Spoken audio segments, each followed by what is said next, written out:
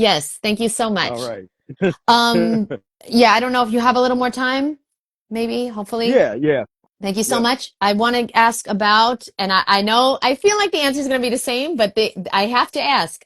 I have to ask, what do you do for vitamin D? Do you worry about vitamin D? And what are your thoughts on vitamin D supplements? Yeah, I don't worry about vitamin D. I guess the people that believe in it would say that I get it from the sun, and I do sunbathe whenever I can and get outside. But that's not something that I think about or concerned about. Uh, Again, that's one of those things where some symptoms that people would blame on that if we've gotten into the pituitary gland and dealt with some of that, then that would some people have their suppressed pituitary. But yeah, no, that's not something I believe in. What about CMOS, Professor Spira? Do you believe in that? What are your thoughts on CMOS? I've never did see moss like that. That one didn't make sense to me at all. That particular when they started marketing that and that kind of became a thing, I didn't. I don't. I just don't even understand why that became a thing because I'm not going to take pond scum. I almost made a. I never released it. I think I was going to do a short where there was this little lake that is more like a big puddle, but it had all this pond scum on the top, and I'm like, so all you people that are doing all the pond scum things and the chloras and all whatever, all this kind of algae stuff, it's like, here you go, you get it right out of here. It's like that doesn't make any sense to me. Spirulina, chlorella, the sea moss, yeah, there's a whole movement of you need these things. And it's fucking Right, scum, pond scum. It's right. pond scum. I can't. I Yeah, here, there you go. Dead end. The stuff can't. just leads to a dead end. Okay, we have a question. Have you gotten blood work done or any other test, and what were the results? Do you believe in blood tests? No, no. I so sometimes I'll work with clients that'll have had blood tests, and I one of Arnold Ehret's methodologies when you read his sections on diagnosis, he will he'll use some of that to analyze things or just use it as a part of the evidence, but really looking at what symptoms are you experiencing, how do you feel, that's really the starting point. And so people get, it's just another thing for people to get scared about. It's like, oh, I got my blood work done and all these things. It's like, well, how do you feel? I do that all the time where people ask, they're like, well, I had my blood work done and they told me this and they said I got this. I'm like, yeah, but how do you feel? I feel pretty good. Okay, you're good. You know what I mean? You would not, It's that kind of yeah, thing. great point. Guys, I have a friend who was raw vegan for over 10 years. She got a blood test because she wanted to have like, it's a long story, but I guess she wanted fillers or something. We're here in Miami, a Hmm. fucking raw vegan getting fillers. Okay, don't get me started. But Right, listen to this, right, listen to right. this.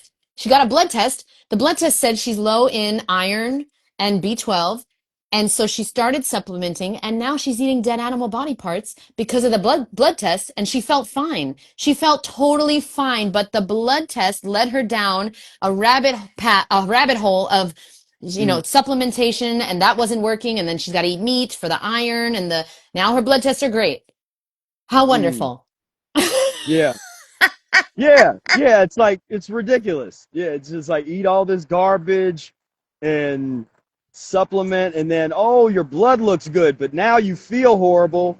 You've taken yourself down the path of disease, closer to disease, and it's just yeah, the result of the I medical guess, industrial yes. complex. Are you living for yourself or are you living for others? Are you living to impress the world? Because those blood tests will only impress the world. They don't impress somebody like Professor Spira. He wants to know how do you feel. You see? You see, he wants to know how you feel. What about menstruation? Do women need to eat raw vegan differently than men? What are your thoughts on that? Well, what a lot of women in our community, they've gotten adopted a habit of fasting, where they juice fast, just for a couple days whenever the cycle hits, and almost universally they report that the symptoms are much less intense if they're at all. Some of them, the symptoms go away totally. Uh, the amount of blood is really small, and then some will start. They'll get sometimes they'll get scared because they might even go longer without start to expand the time period or go longer without it, and they'll kind of be like, "Oh, is this unhealthy?" And but they as they get older, they're like, "Man, I'm not, I'm still quite fertile, for much longer than they say that you're supposed to be or whatever." And but yeah, no, those are it's but I will say when you get started or if you're going through a period of intense elimination, there will be a lot of elimination there. You can go through periods where there's a whole lot of stuff coming out, and that's freaks and folks out where they're like, "What's going on?" And I'm like, "Yeah, you're getting the elimination going, but yeah, once you get over that hump, it can get a lot smoother." I want to ask you many things. How much time do you have left? I'm just curious. I want to respect your I'm time. good. Yeah, I'm good. Yeah, we can Thank keep you. going. May I please ask, we got a lot of questions, guys. I'm getting to your questions, but I have questions too. And so I'm first because I'm on the interview. Now, do you believe, what are your thoughts on menstruation? Do you think this menstruation is natural? I don't know if you've ever gotten into the works of Dr. Layla Africa. He doesn't believe menstruation is natural. I read all of his books, and I'm curious your thoughts. What are your thoughts on that bleeding once a month? Well, I would say there's menstruation as a definition of the process of the eggs being released and the period of fertility. But the the piece that I would say, or the way I would frame it, is the negative symptoms that have come to be associated with the menstrual process is unnatural, and that's what we have members of the community have proven, or at least suggested, is that yeah, the cleaner you get, the less of those symptoms. It's like you're still perfectly fertile. You're still you could have a child in your little windows if that's what you want, but the the excessive bleeding goes away. You might just like literally be a drop or two or something comes down, if that. There's the testimonials of people like that's in the Rational Fasting book, the Teresa Mitchell, who would go 6 months. Her cycle turned into a 6 month cycle, and she was still fertile. And so that is definitely an area where there's a lot of pioneering women that's doing that work, because that is a thing where as we get further down this road, we're going to get more and more case studies of what that looks like as you get cleaner women that are really living this lifestyle and seeing. Because the one thing that occurred to me that's interesting, I mean, the eggs are finite. There is a limited number, but if you're like Teresa Mitchell and you slow down your menstrual process to a couple once a year, it's like, well, you could still have eggs into your hundreds if that was the case. You know what I mean? So I'm having kids at 120. I just decided I'm going to live my yeah, life and then I'm going to have kids. This is great. I love it. I love it. I love it. Now, that was interesting. Wow, I'm definitely going to research her. I don't know anything about her. So, yeah, that's yeah. really If cool. you get my version of rational I fasting, that's will. in there. I didn't even know you had an annotated version. Oh, wow. Okay. So, everyone, go check that out. Rational fasting. Now, question about water. Everyone wants to know, do you drink water and what kind of water do you drink? Distilled, spring? What do you drink? Mostly distilled. I don't have a water rule. I just drink water if I feel like it. So there was years where I didn't really drink any water, but now I like to drink a little water, and it's usually distilled. Sometimes I'll drink some spring if it's a company that if I kind of research them and think their spring water is okay, then I'll have that.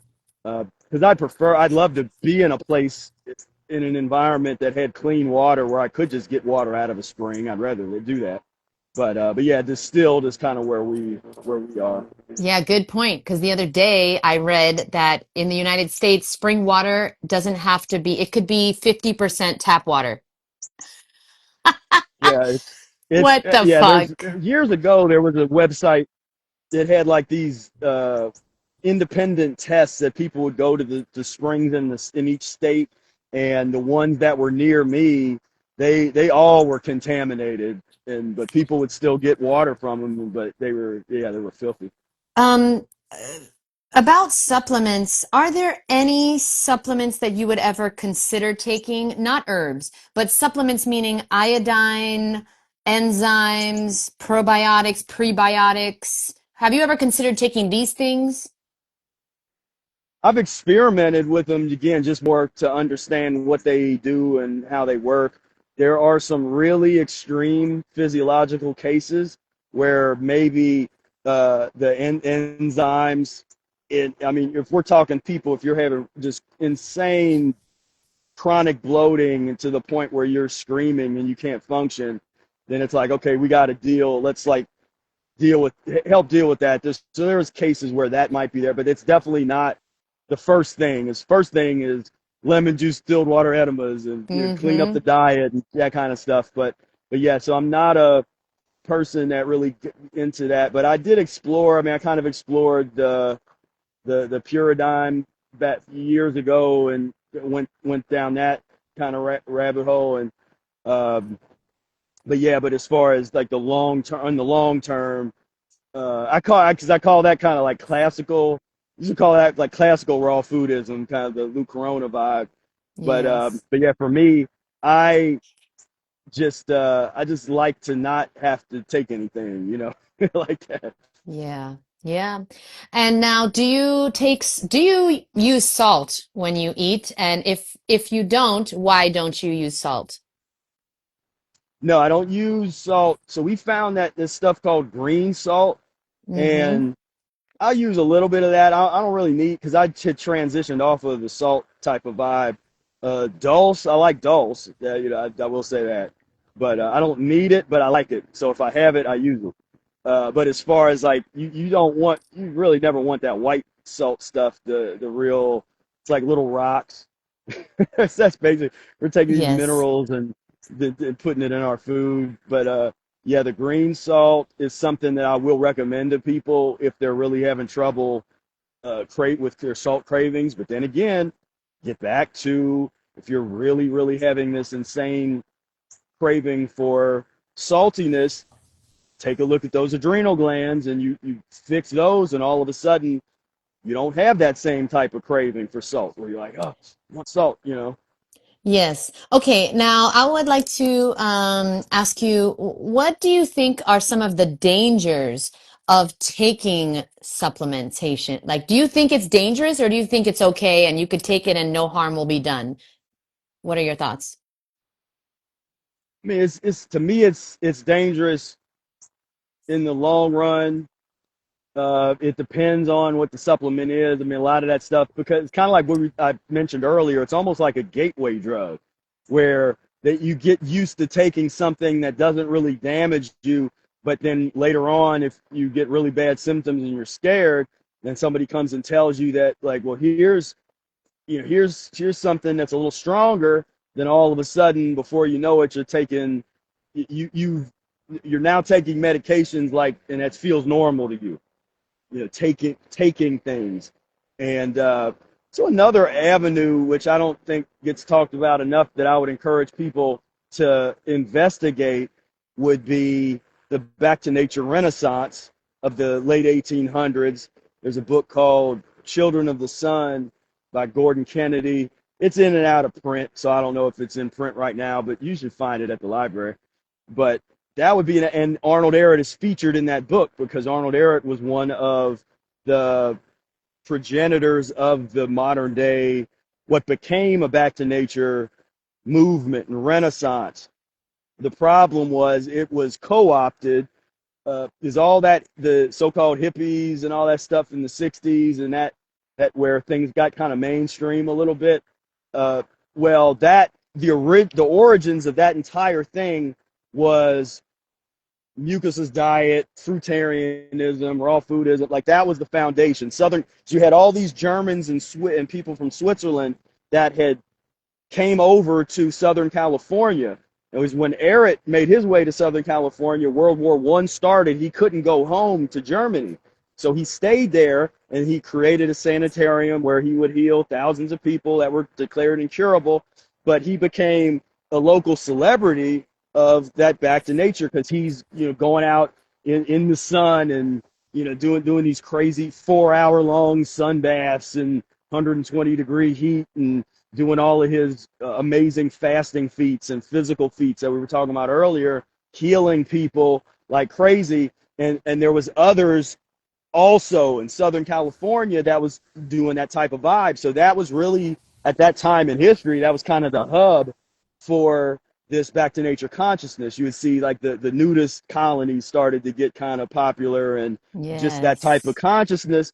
And so I would encourage people to, because if you're stuck in that medical mindset and that additive principle mindset, and well, what about the doctors, and this is anti-science and all this kind of stuff, I would encourage you to maybe examine nature from the perspective of spirit. Like, do a little spiritual study just for a moment, and look at things from that lens and that perspective. Because then you get into, I was just talking about this with some folks the other day, when you look at a lot of different spiritual systems and religions all around the world, one of the principles in all the teachings, and I started whether you're talking about the Bhagavad Gita, Christianity, with what Jesus was talking about, or Muhammad, or with everybody, fearlessness.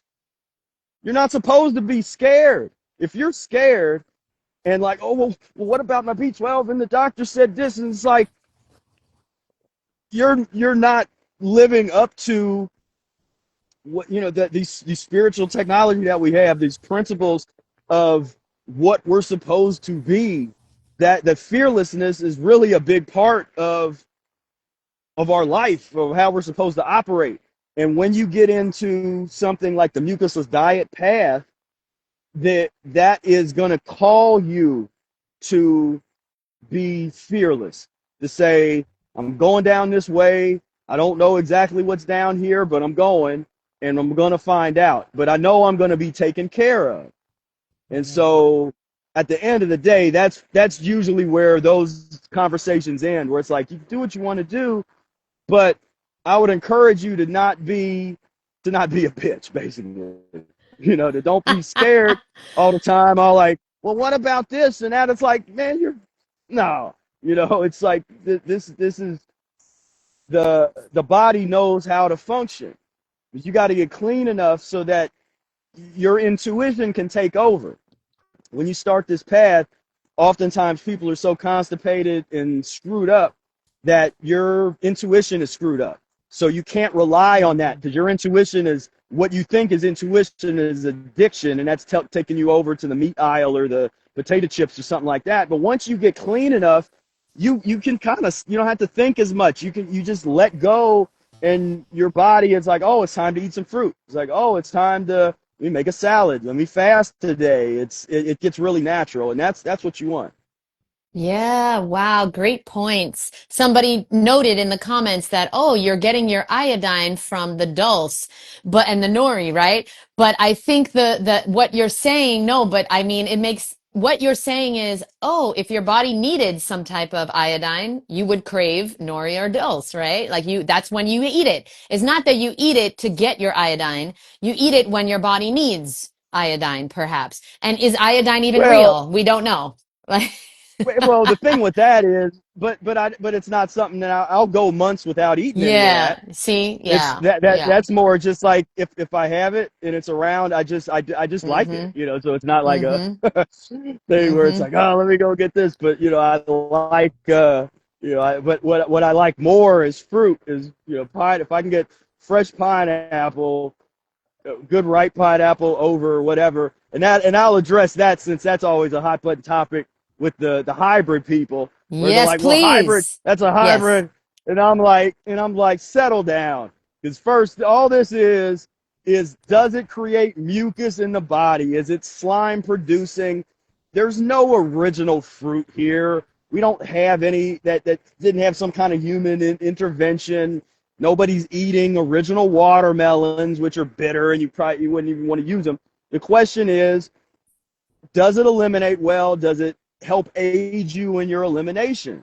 And so even if it's been genetically screwed around with a little bit or spliced or something, I don't personally care at all about that, because does it eliminate well?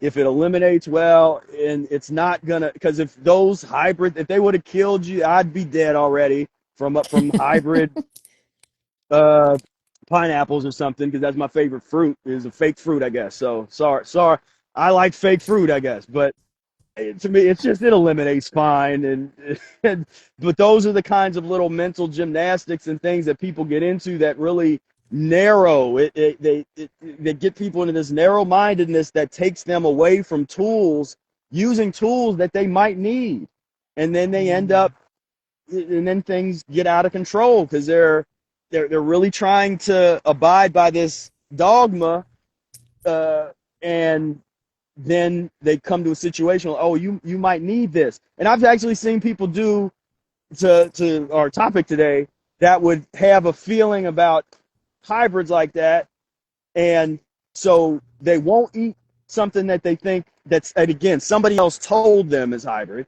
They won't eat that, but they'll take a supplement because they don't really feel good. It's like, well, what? So you won't eat pineapple, but you'll take a pill? Well, this is what I was going to ask you. I was literally going to ask you about this. So thank you so much. Dr. Sebi, he recommends sea moss, but he won't eat pineapple. And I'm just wondering, like, do you know anybody successful on the Dr. Sebi diet long term?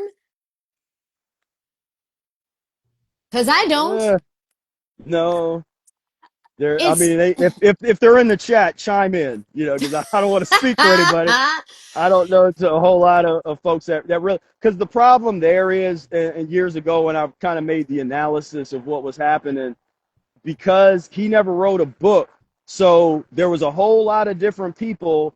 There's people that you have his lectures, and you had the people that were kind of around him, but there was all these different interpretations. There was literally like at one point, two or three different websites that had the definitive official Dr. Sebi foods list.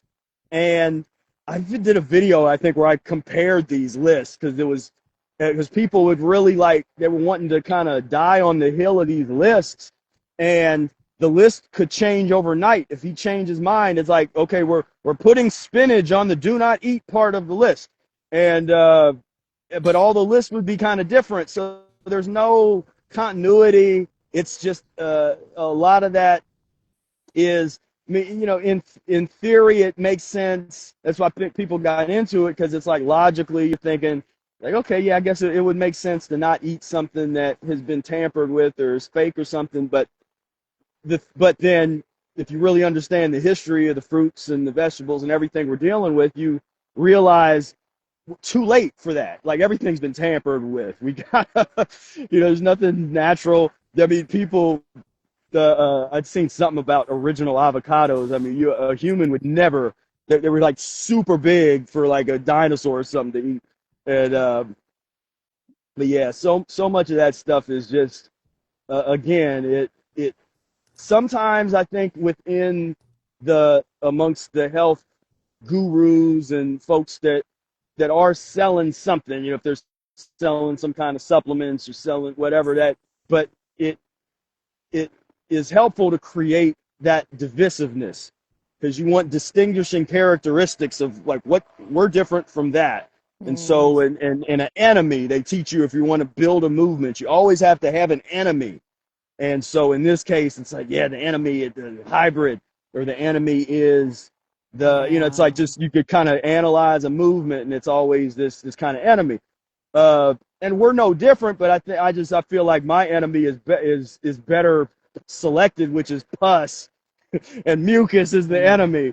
But yeah, so, because to me, yeah, pus and mucus is a better enemy than hybrid food, or any number of different things that's in that type of realm. I've heard, yeah, thanks for bringing that up. I've heard people say that that's the mucusless diet is not like really founded in truth because our whole body needs mucus in it? I've heard some weird people say stuff like, Yeah. can you explain this? Like our body needs mucus? Yeah. And that's one of those things again where people just kind of make stuff up in their head where they don't really know what's being talked about and stuff. And I've did videos on this where uh the the mucus that because you can use different words. So you could say the bodily lymphatic fluid.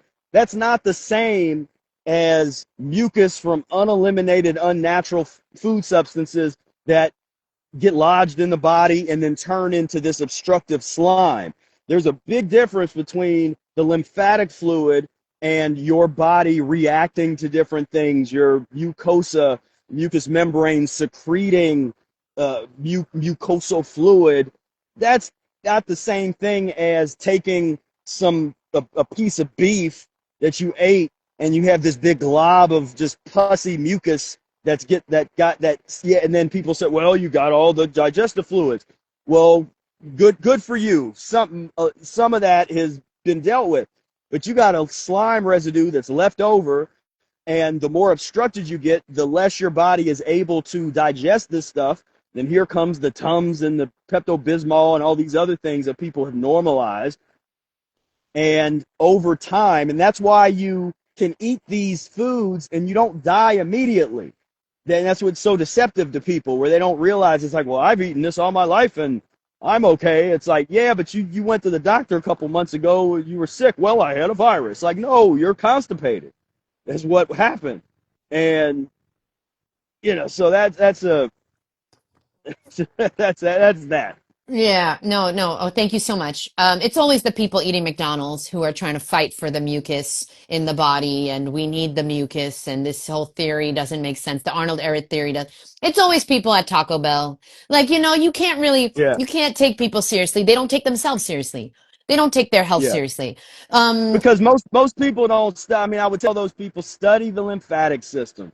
Nobody, because that's really what they should all be talking about anyway. And Dr. Morris kind of brought that conversation to the table and picked up where Eric left off and got where we could really have a real logical discussion about the functionality of the lymphatic system, the sewer system in the body, because the body has two major fluids, as he says, blood and lymph fluid. There's more lymph fluid in the body than blood. Lymph, when the body is cleansed of obstruction, not only will your blood move nice and everything is good, but your lymph is going to move better. But there's nothing to pump the lymph. So if mm, if you're acidic, if your body is in this acidic kind of environment, most people are this walking acidosis cesspool. When you have that slows down your lymphatic fluids flowing all together. It just like locks up. And then what happens? Lymphoma. All right, but you're all up here, your sinuses are constantly inflamed, inflammation all over the body. That is, and why does that happen? Because the body is still trying to heal itself. It's trying to save you, but you keep making yeah. stupid decisions that that doesn't help it. But once you get the lymph fluid to move, you get everything moving, and then yeah. But you don't need to eat mucus to produce the mucus in your body. That is just one of the stupidest. When people bring that up, it's just one of the dumbest things. They're trying to fight for their addictions, Spira. They're trying. But it's just next time somebody tries to tell you something stupid, don't call them an idiot. Call them an acidosis cesspool. That's what I'm going to say from Right. now on. That's fucking Yeah. great, man. That's mwah. Last question. And then if you have anything you want to share, I'd love for you to tell everyone, what you're working on. I know you have your community now, which is so exciting. I want to join. I want to join because there's not a lot of people living this lifestyle. So like to connect with others, that's so important to know you're not alone and to have somebody to go to for questions that nobody can answer. Your doctor can't answer. He doesn't know. He's full of he's an acidosis cesspool. So, Yeah. listen, last question. Thank you guys so much for being here. Bonnie wants to know, great question, Bonnie. Do you think that mucus is formed from eating too late at night? Now, I'm guessing she's asking if you eating fruit or vegetables, right? Mucusless foods. If you eat them late at night, can you produce mucus from these foods?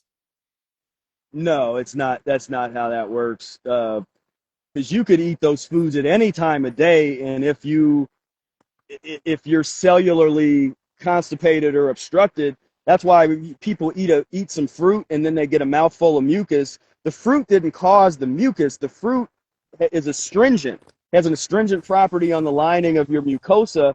So if you're constipated and your lymphatic fluid is really not doing what it circulating as it should, then yeah, you could eat some fruit at any time of day and get a mouthful of mucus. As you get cleaner and you go further down the road, that doesn't happen. You don't have those, blowing your nose after you ate something and then you blow your nose or mucus comes out. But yeah, no, there's no real correlation with eating late and that itself being a reason for producing more mucus elimination. Yeah, thank you so much. And Bonnie, I hope you're not asking a question about eating mucus forming foods late at night because we know the answer to that. Get the book, boo. Get the book. Don't, it better have been fruit. It better have been fruit that you're asking about because this book, it lays it all out. So if you don't have this book, then you don't know what to do. This book is great because it gives you all the list. It is a shame that Dr. Sebi didn't write a book. Then we would know his exact, philosophy and we would know. So everybody out there, you got to write your book. You got to get it out, okay? And so it has the list of all the mucus forming, mucus lean, transition foods, helped me so much. So please get this book. And congratulations on all your success, Professor Spira. Yeah, I Yeah, see you. thank you. I see you. And now tell us where can, so your community, click the link in his bio and anything we can look forward to from you coming up. Any workshops or anything you're doing? Yeah, next month I'm going to do a webinar next month as well as a workshop coming up. I think I'm going to do my fasting workshop again. Did that a couple years ago and people really loved that. Then yeah, my webinar on which is a good entry level for people that you just kind of getting introduced to this information. That's a good webinar for you. Even though people like to they repeat it, they've seen that same webinar, they come again. Uh, but yeah, there's a lot going on. Yeah, we've really put a lot of effort and time into the membership. Got some great, Brady is amazing work, and JC's been helping me with the video editing. So a lot of these videos that's hitting my channel, that's edited by JC. And yeah, it's just a beautiful thing to have a group of people that that are serious about practicing this lifestyle. We do have big aspirations in the future in terms of building the community out on a really large scale, and but it takes that foundation of people really could see one of the differences. I would say, if there was a major criticism that I have with the raw food folks that I noticed, not everybody, but that's just something that I'll notice is people people learn the language, and it's kind of like that's enough. So they learn the things to say that other raw food. It's like the dog whistle. We're like, oh yeah, you're in the team. And it's like so they'll say. And I know people like that. They'll say one thing, but then they go do something else, and it's Mm. kind of like that's where I come in, and I'm like, look, practice the mucus diet healing system. Then you don't have to you don't have to kind of like say one thing out here, and then when you come back here, you're like, man, I really want some cooked greens or something. It's like it's okay, eat it. But Yeah. but yeah, that's there's some exciting things, some really exciting things happening, and yeah, I'm looking forward to sharing it with the world. Yeah, keep more content I coming would out, love to and see, yeah, your content's amazing. I would love to see a mucusless diet healing retreat center. I'm sure that's something you thought about. I would love to see that. I'd love to go to that. yeah, And yes, yeah, that's something we've been. Yeah, we're yes. getting closer. We're getting closer to that, but yeah, there's a lot of good things are happening, and I appreciate you. I appreciate everybody that's real, that's out here, that shares this information, inspires others to try to clean themselves up, and Yes. it's a beautiful thing. It's really necessary. I always look at it like getting out of the. I'm at the point now where I kind of get out of the way of the carnage, because that pus and mucus world is hitting the fan right now. I mean, it's ugly. It's not going to get any better. And so my thing is, let me just get out of the way. It's like a speeding train. I'm gonna just step over here and let the train is gonna crash. We're not gonna prevent the train from crashing, but we can get out of the way and we can help other people get out of the way. And then we will rebuild humanity from the ground up, those of us that are left, because yeah, like I always tell people, with anything that happens that's out here, whether it's mass shootings or murders and the rapes and all this kind of stuff, the first and really only question that you ever need to ask is, what were they eating? And no one, everybody's like, oh, it was mental illness, he had this genetic thing, or he was abused as a child, or all these different things. Look no further than what they were eating, because there's a tendency for the people that did the killing and were murdered, there's a tendency for them to have been eating the same thing, in the sense of pus and mucus forming foods. And so that's something that I really try to get out there and encourage people to explore that. And I'm saying, don't believe me, look at the case studies. We're not seeing a whole bunch of people that's eating fruits and vegetables for years and years, that are going to a school and shooting up children. You know what I mean? I mean, just absolute insanity. But it's based on what they're eating. And there's historical precedent. You look at the history of these people, of all kinds of peoples around the world, that just is at war constantly. And there was no, we're going to avoid killing children and women. It's like they killed them first in these ancient cultures and people. They'd take over people, they kill the children, rape the women, and you know what I mean? Like that. Mm-hmm. So there's nothing, when people are so shocked, like, oh, something happened. It's like what Arnold Ehret says, we're living in a reality where it's just a tragedy of nutrition. What does he mean by that?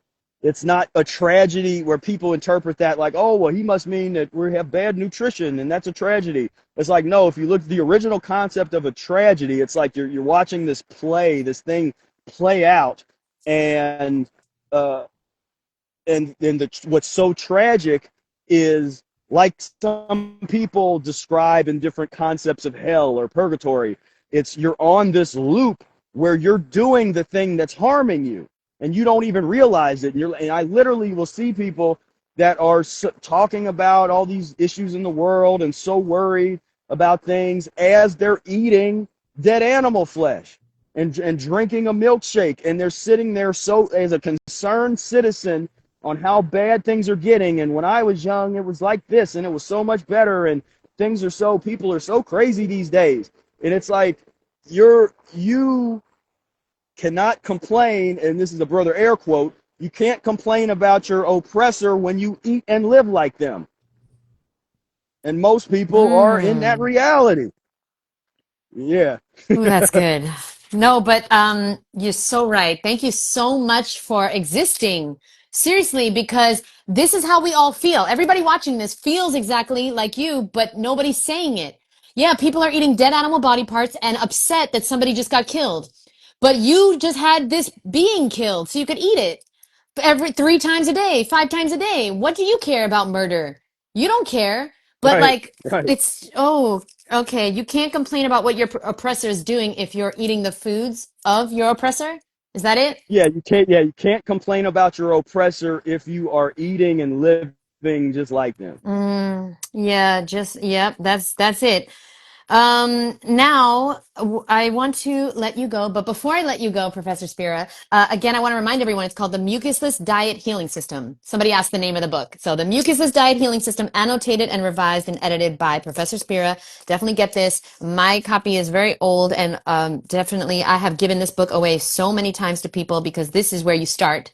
This is where you start to take your power back and get your health freedom back. I started in 2011. I wouldn't be raw this long without the Mucusless Diet Healing System, that's for sure. Um, because everyone that goes raw and doesn't find out about this or doesn't live by these principles, they Yeah. fall off. Did you fucking notice Right. that? Yeah, I every notice that single all one the of them. time. I mean, that was something. I mean, in the early days, 10 however years ago when I released that book, some of the only people that would really kind of interested in hearing what I had to say and respect this was coming out of Dr. Morris's community because he was inspired by Eric's work. And but Mm. what was happening, but he doesn't really, his expertise is not the transition diet part. He deals with so-called incurable patients, people under deathbed. It's like boom, you'll get to Morris's methodology when you're really, really sick, but or really, really going through elimination. No, like that's actually sick, on that side before you get started on this path. Hmm. But what I did, I kind of created this almost like a little protective, like as you would get to the ceiling of raw foodism, and then inevitably as you fall, it's like we try to catch you before you go all the way down off the deep end into back to, because we've seen that over and over again where I talk about the hostage videos where the people that were the loudest about veganism and raw foodism, they come out with these stupid videos, which they just could have kept to themselves, but they come out and they're like, oh, I'm no longer vegan and this was bad and let me tell you why and now I'm a carnivore now and all this nonsense. And it's over and over again. I've just seen that for 23 years, as over and Yeah, over again. they never applied the elimination is more important than addition. And they never Yeah. learned because I got colonics and somebody wanted to know, do you do colonics? Because you talk a lot about enemas. Do you do colonics? I'm in favor of them. I don't do them a lot. We got some people in the community that have those Kalima boards, the at-home colonics. Okay. Uh, yeah, but for me, I love the lemon. I love the enemas because I can put the lemon juice in there, which is astringent, and it's to me it's kind of a game changer. It's a whole different kind of thing. But I look at those, they're two different tools. So I'm in favor of all of the above, but when it comes to really really getting in there and getting some things cleaned out, that lemon juice is really good. Yeah, because I asked Doug Graham in person if he believed in colonics. He doesn't. That was quite surprising to me, but he believes in natural hygiene, which apparently natural hygienists don't believe in colonics. Um, Yeah, because a lot of them are coming out of the what's his name? Oh, Herbert Shelton? Sheldon. Yeah, yeah. So they and Hmm. Sheldon was, I'm not a big fan of Sheldon, but and he said some not nice things about Eric, and he said things that were just patently wrong about Eric. He called Eric a veterinarian. It's like no, his Eric's father was a veterinary. Eric was a professor of art. But Hmm. anyway, but that to me was where. But then you start. It's like look up the history of Sheldon, and Eric doesn't have. There's no reports because you don't think if there was a bunch of people that was dying at arid sanitariums that wouldn't they wouldn't have came and shut him down or that they made that put that on the front pages of the news and that kind of stuff. But yeah, shit. But when I look at the case studies and that kind of the stories of what was happening with Sheldon and others, there's others that kind of fall into that category. Because they were so narrow-minded about, oh, we'll just keep going, keep fasting, just stay on the water, keep going, and then they lose the person. As opposed to you might have been able to save them if you gave them some enemas and you put them on some a real intermittent. Arnold Eric coined the term intermittent fast, but it's a different definition than what the marketers did with it in the past 20 years. If you put them on a real intermittent mucusless diet fast, intermittent with some juicing days, with some eating fruit and vegetable days, you're giving the person a chance to live, as opposed to just they may or may not make it because you're putting them through a fatal elimination. Not everybody body can withstand that amount of elimination, that amount of waste that is just overwhelming the body, which is why we's like, okay, take it slow because it's gonna come out, but take your time with it. What's that song? Take your time. What's the rush? Yeah. Like to transition. Let it happen. This is a marathon, not a sprint. Absolutely. Right. And before anybody says I was lying, no, yeah, in 2011 I got Arnold's book, and then in like a few years later, somebody gave me Professor Spira's annotated version. So just because people were asking in the Yeah. comments, like it Because yeah, wasn't because the out version then. No, yeah. So the version you have, there's like a couple different publishing companies. So that version is actually the Benedict Lust publishing company version, and Oh, which is a little different than the Errant Literature Publishing, which was the company that was built up by Fred Hirsch. So Lust is Benedict Lust, and Errant had a relationship with Lust. Lust, they call him the father of naturopathy. If he's the father, then Arnold Errant's the godfather of naturopathy. But Fred Hirsch was Eric's right hand man. So I think Lust Publishing and Errant Literature Publishing back in the day, they had little squabbles and I think some legal issues I heard just because it was like who had the right to publish the work. hmm.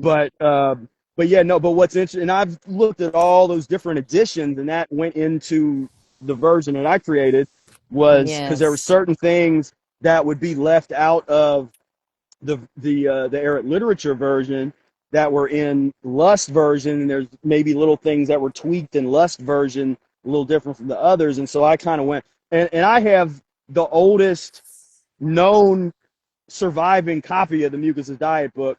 I have a second edition 1924, and I also have then fourth edition 1924, and I got several of those. And Wow. I have I got an article. I didn't maybe I have an article a little bit on this, but I should probably make another one because I think I didn't get too deep into but I basically compare and contrast the things that had been changed in the different editions because the first edition didn't have the vegetarian section, the original Arnold Ehret Mucus's Diet from second edition 1924 didn't that was added by Hirsch in Mm. the fourth edition 1924. They start adding things and changing things up a little bit, but that's just history that That people don't think is, about when you get these books. There's more to it than just like this is the original and this is like nah, there's a lot of yeah. versions. That's why I recommend yours because it is confusing. I've read different versions and there's some, recommending animal products and things like this, and I'm confused. So when I got your book, it made sense and you broke it down why this was added and what this meant. And Right, again, it's all part of the transition. The transition, cottage cheese is the transition. Better than, mozzarella cheese or whatever, right? Pizza, right. right? Okay. So, let's ask, can I please ask, where are you in the world? Feel like you're different places sometimes. Yeah, well, so Where are right you now, based now? so I am actually moving on Monday. So this is my last few days here in Columbus, Ohio. I've been here since 2008. So Wow. all the videos I've made, all that stuff over the Wow. years, a lot of that was made here, Columbus, Ohio. So I'm moving. My aunt passed away, and I inherited my childhood home. So I renovated it, and originally I was gonna rent it out, or I wasn't originally gonna move back into it, but then spirit moved me to be like, no, you need to go there, use that as a home base because I have my camper van and I've upgraded since when I saw you back down there in Miami. I think you were just moving to Miami when I saw you, but Yep. I got a camper van I can stand up in now. I got a big Ford Transit that's built out, got my little sink in there, and got Wow. all the stuff, and so yeah, so now I have a perfect situation where it's good to have a home base if you're doing the van life kind of thing, to have a home base where you can have your stuff and that thing. But then once I'm all set up, I'm back on the road. And I was actually down. I never made it to Miami. I earlier this year I came down and I fell in love with Tallahassee, and I ended up just it was kind of perfect for a van lifer. But I probably shouldn't even talk about it because then people are gonna check it out. But because I don't want people to mess it up because people don't know about it. It's like this. It's just over here, and it doesn't have a whole lot of tourism, like not like other places where there's just crawling with people. But the parks are absolutely amazing, and and I was really in my workout because that's kind of what I was doing. I was just in this all day working out and just really in that mode, and so that was like the perfect place to just I went down to Panama City beach for a while, and then came back up and just ended up hanging in Tallahassee. Before I had to come back up here, we were having our we didn't have the Eric Day celebration this year, but we had like a live meetup that I did in Cincinnati. But yeah, no, I love Florida. I'm gonna be back down there, camper van. Yeah, Yes. I'm gonna be all over the Okay. place. I'm asking where you're going to be based because I'd love, and I won't put you on the spot, but I'd love to invite you to the Woodstock Fruit Festival. That's going to be in California. So Eric's old stomping grounds. Okay. So Okay, that's going to okay, be in, and I'll give you more, I'll send you everything, all the information. okay. We'd love to have you. It's going to be in, near Sacramento next August. So if you're available, I would love for you to be there and, just come for a day or the whole week. It, When is it? It kind of cut off. August 9th Oh, through the okay. 16th next year, Oh, of course. okay. Okay. So I keep you, I'll send you all the information. See Yeah. if you can make it and Yeah. whether you want to just come as a special guest or maybe do some workshops, whatever you'd Okay. like. Okay. Yeah. Yeah. We'd love to have you. And Yeah. we're going to be having a lot of, Eli will be there. So I don't know if you've ever met Eli, but he's Oh really no, cool. I invited. He talked at the Eric Day celebration a few years ago. We flew him in and had him, and yeah, I Nice. got the chance to plug in with him. Yeah, he's a cool dude. And we're trying to get Chef Babette, maybe, hopefully. And And she started with the mucusless diet healing because this system. She diet, wouldn't be looking the way she looks now right? without 40 years of the mucusless diet. So heads up on that, Yep. everyone. You want some inspiration. Okay, let me end with this. You wrote about Erit in your book. You wrote about his philosophy on supplements. So let me just share this. Erit also does not advocate the use of any kind of nutritional supplements as he does not believe that the body can use unnatural, isolated chemicals that do not come from fruits and vegetables. Okay, so that is what Arnold Erit says. Spira is living proof. 23 years now. Mucusless diet, right? Vegan. Are Yep. you it Hmm. took you 6 months, I think, to get off the animals. And so it's Yeah. been 22 and a half years, right? Vegan. Yeah. Hmm. Yep. Okay. No supplements. Strong, looking good, feeling good, 42. You don't need to worry and you don't need to live in fear. So are there any final things you'd like to add? Anything you didn't add or you forgot to say or anything else on supplementation that you'd like to share? Uh, just uh, just do the historical research. I encourage people really read the history of these theories, especially when you hear somebody say that they don't believe in the theory, then and you didn't even know it was a theory. Go check out the protein history of the protein theory, B12 theory, all these supplements.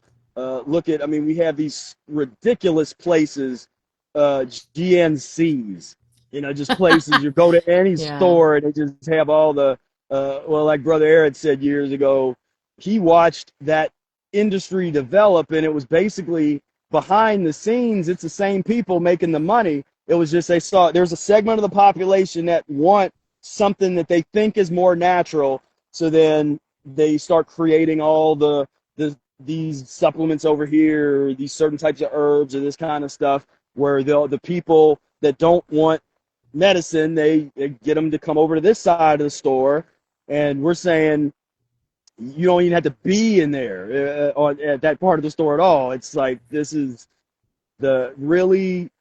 It's like give your body more credit because your Mm, body and doing the work, because that's the thing where sometimes people don't.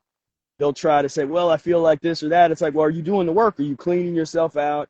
Are you getting sun as much as you can? Are you getting physical activity every day and moving around? Are you doing breath work? I mean, there's the ancillary therapies, the stretching. I mean, that's one thing that I wish I'd have. I was like, if there's one thing I told myself, my older self could tell my younger self, I'd be like, man, get more serious about stretching early. that's what Like, Chef Babette said in our interview. That's exactly what Chef Babette said because she's in her 70s now. She wished she would have mm-hmm. stretched starting in her 40s. Yeah, same thing.